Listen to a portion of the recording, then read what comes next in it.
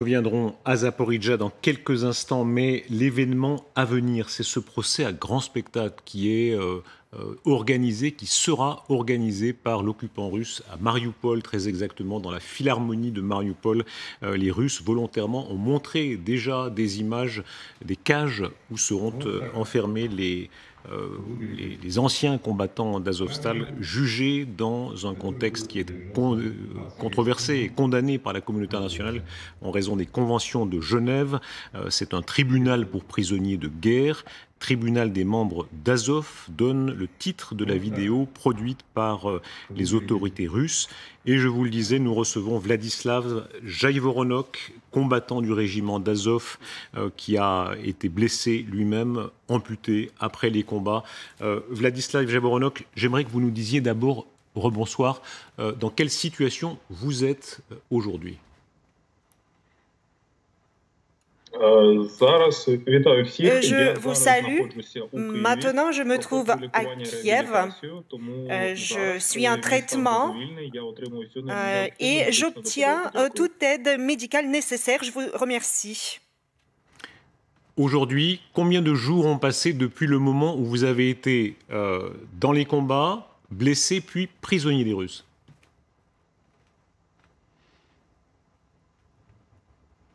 Eh bien, j'ai été blessé lors de la dernière nuit du combat de défense à Azovstal. Donc, il y a 3 mois, un peu moins de 3 mois, désolé, un peu moins de 4 mois. Et maintenant, cela fait 2 mois approximativement que je me trouve sur le territoire sous le contrôle ukrainien. Donc, je vais bien maintenant. Je vous remercie. La question du jugement dont on vient de parler rappelle toute la question des droits humains sur ce territoire occupé par la Russie. Dites-nous, vous, comment vous avez été traité d'abord à titre strictement personnel quand vous avez été fait prisonnier?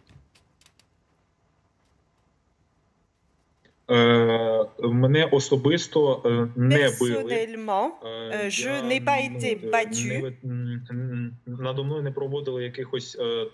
Je n'ai pas subi de torture physique, mais je recevais une aide médicale très approximative et je subissais une pression morale, moi aussi, et mes camarades gravement blessés également. Donc je peux confirmer que les droits de l'homme sont violés là-bas. Nous n'étions pas en mesure d'entrer en contact avec nos proches ou d'autres personnes, donc nous n'étions pas au courant de ce qui se passait autour. Ils nous mentaient en disant que le monde s'est détourné de nous tous, notre pays n'a plus besoin de nous, et ils appliquaient donc cette pression, ces tortures psychologiques. Et les soins médicaux étaient assez simples et leur qualité n'était pas suffisamment élevée. Et en parlant de l'aide humanitaire, s'il n'y a pas d'aide humanitaire, d'après ce que nous avions comme information aujourd'hui, il y a un combattant britannique et il y a un autre combattant qui sont morts à cause de cela. Qu'est-ce que vous savez de vos compagnons? On a tous dans l'œil encore ces images de ces combattants d'Azovstal, beaucoup blessés à des degrés divers. Certains, on ne sait pas du tout ce qu'ils sont devenus. Quelles informations est-ce que vous avez? Eh bien, je peux vous expliquer qu'il n'y a pas de communication possible avec les combattants prisonniers qui ont été faits prisonniers par les Russes. La partie russe ne leur permet pas de contacter d'autres personnes ou le monde entier ou les organisations internationales humanitaires. Donc nous ne pouvons qu'avoir des suppositions. Il y a des amis à moi qui sont dans la liste de ceux qui sont morts à Olenivka quand il y a eu cette explosion et les prisonniers sont morts à Olenivka. dans quelques jours. Personne ne connaît pour l'instant la date exacte, mais les Russes vont sans doute, en tout cas ils l'ont annoncé, juger dans ces grandes cages qui ont été présentées vos anciens compagnons d'armes. Qu'est-ce que vous savez de ce procès en préparation dans une grande salle de Mariupol ? Moi, je sais uniquement ce que la Russie fait parvenir, et puis j'ai aussi les informations qui arrivent de la part du monde civilisé. La Russie n'a pas permis aux organisations internationales, aux observateurs, de venir sur place et de voir dans quel état ces prisonniers se trouvent. Je sais qu'ils sont torturés, je sais qu'ils meurent de faim également. Je sais qu'il y a des interrogatoires poussés conduits par les Russes.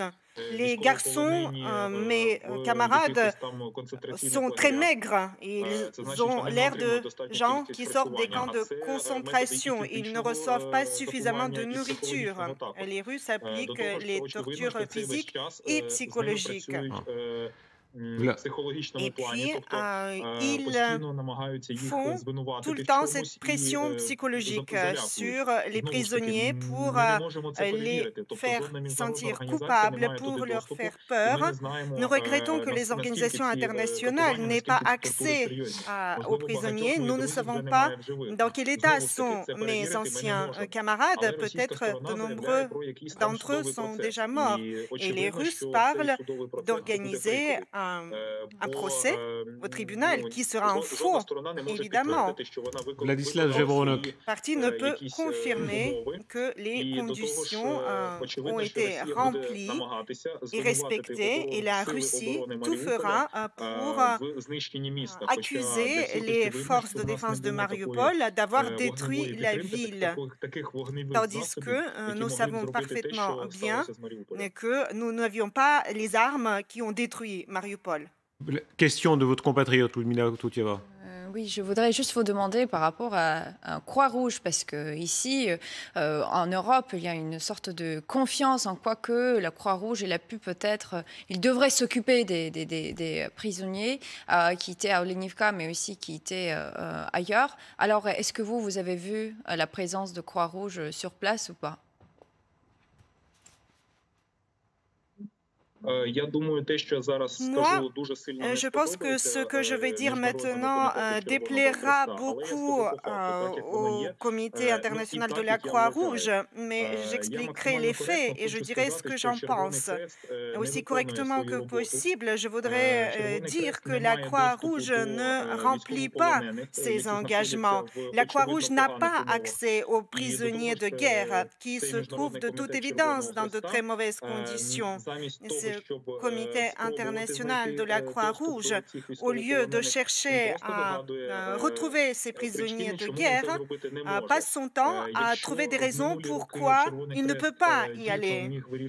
Par le passé, la Croix-Rouge pouvait résoudre certains problèmes liés aux prisonniers de guerre et assurer le respect des conventions de Genève ou d'autres mémorandums, tandis qu'aujourd'hui, la Croix-Rouge n'a plus accès à des prisonniers de guerre et nos combattants se trouvent sur le territoire de l'ennemi et la Croix-Rouge n'a jamais eu accès. Moi, je suis restée 1 mois et demi dans l'hôpital. J'étais dans le coma au début, donc je ne pouvais pas voir si quelqu'un était présent ou pas.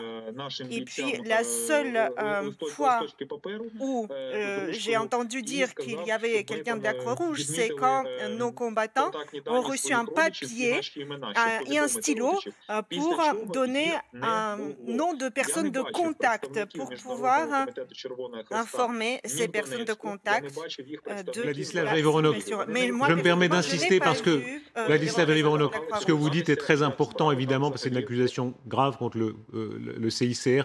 Ce que vous dites, c'est qu'au moment quand il y a eu la sortie d'Azovstal, là, il y a eu la présence de la Croix-Rouge, mais que par la suite, il n'y a plus de contrôle. C'est bien ça que vous êtes en train de nous dire ?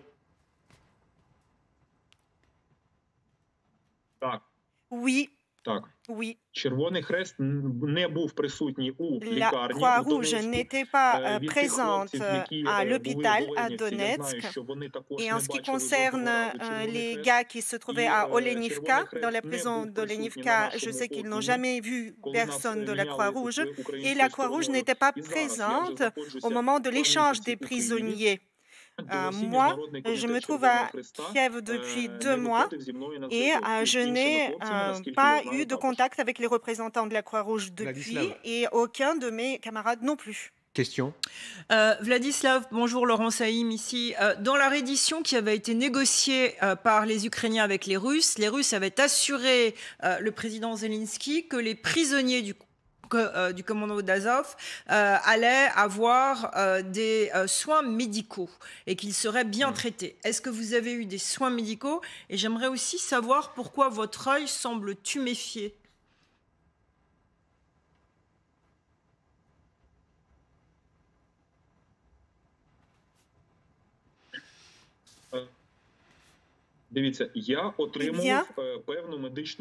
J'obtenais certains soins médicaux à Donetsk. Ceci est un fait. Il y avait des soins médicaux, mais ils n'étaient pas suffisants. Il manquait tout le temps de produits médicamenteux. Il manquait même de bandages. Et non seulement pour moi, je peux vous dire qu'il y avait d'autres gars qui avaient des problèmes de santé, mais la partie russe n'avait pas les médicaments nécessaires pour le soigner. Donc tout ce qu'il pouvait lui apporter, c'était de l'iode ou de la biceptine et c'est tout. Il n'y avait pas de vrais médicaments et les Russes ne s'adressaient pas à d'autres interlocuteurs comme la Croix-Rouge ou autres organisations internationales pour obtenir les médicaments. Si la partie russe n'est pas en mesure de soigner un blessé, elle devrait s'adresser à quelqu'un qui pourrait aider, car autrement, il y aura plus de cadavres. Notamment, il y avait ce citoyen britannique qui n'a pas pu obtenir les médicaments dont il avait besoin. C'était un Britannique qui se trouvait en Ukraine depuis plusieurs années et il vivait bien et depuis qu'il a été fait prisonnier, il n'a pas pu survivre. Et mon œil avait bien reçu un éclat. Et personne n'avait soigné quoi que ce soit autour de mon œil à Donetsk et je leur suis d'ailleurs reconnaissant car autrement j'aurais peut-être perdu mon œil entièrement. Tel était le niveau de soins. Mais maintenant, ce sont les médecins professionnels qui soignent mon œil autant que possible. Vladislav Jaivoronok, je vous remercie d'avoir témoigné en direct sur LCI. Merci beaucoup.